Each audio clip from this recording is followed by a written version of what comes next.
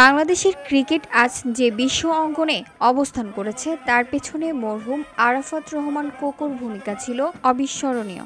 এমন মন্তব্য করেছেন বিএনপির জাতীয় নির্বাহী কমিটির ক্রীড়া বিষয়ক সম্পাদক, ঢাকা মহানগর উত্তর বিএনপির আহ্বায়ক ও জাতীয় ফুটবল দলের সাবেক অধিনায়ক আমিনুল হক।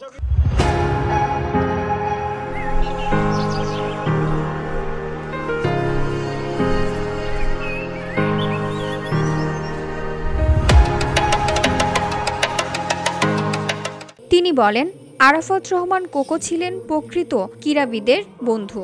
তিনি খেলাধুলাকে ভালোবাসতেন এবং দেশের তরুণ প্রজন্মকে মাঠে ফিরিয়ে আনতে কাজ করেছিলেন। তার হাত ধরেই বাংলাদেশ ক্রিকেট নতুন দিগন্ত পৌঁছায়। আমিনুল হক আরও বলেন, বর্তমান সময়ে তরুণরা মাদক ও প্রযুক্তি নির্ভরতায় হারিয়ে যাচ্ছে। খেলাধুলা তাদের সুস্থভাবে বেড়ে ওঠার সবচেয়ে বড় মাধ্যম। বিএনপি রাষ্ট্র ক্ষমতায় গেলে প্রতিটি শিক্ষা প্রতিষ্ঠানে খেলাধুলা বাধ্যতামূলক করা হবে, যাতে নতুন প্রজন্ম শরীর ও মন দুদিক থেকেই গড়ে ওঠে।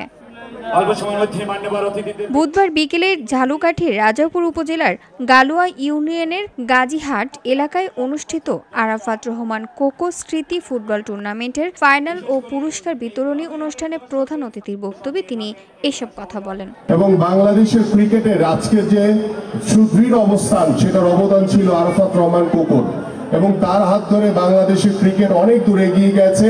এবং আমরা বিশ্বাস করি আমাদের আগামীর যে রাষ্ট্রনায়ক, আমাদের মাননীয় ভারপ্রাপ্ত চেয়ারম্যান জনাব তারেক রহমান যে কর্ম পরিকল্পনা হাতে নিয়েছেন, আগামীর ক্রীড়াঙ্গনকে ঐক্যবদ্ধ করে একত্রিত করে আমরা প্রতিটি স্কুলে খেলাধুলাকে বাধ্যতামূলক করার মাধ্যমে আমরা আমাদের সন্তানদেরকে সুস্থভাবে গড়ে তুলতে চাই। আমরা মাদক মুক্ত সমাজ গড়ার জন্য খেলাধুলার মাধ্যমে আমরা প্রত্যেকটি যুব সমাজ, তরুণ সমাজকে খেলার মাঠে আকৃষ্ট করে।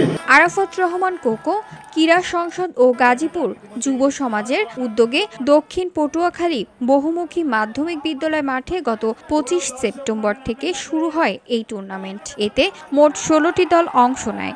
ফাইনাল খেলায় মিররহাট স্পোর্টিং ক্লাব টাইব্রেকারে 4-3 গোলে স্থানীয় ব্রাদার্স ইউনাইটেড ফুটবল ক্লাবকে পরাজিত করে চ্যাম্পিয়ন হয়।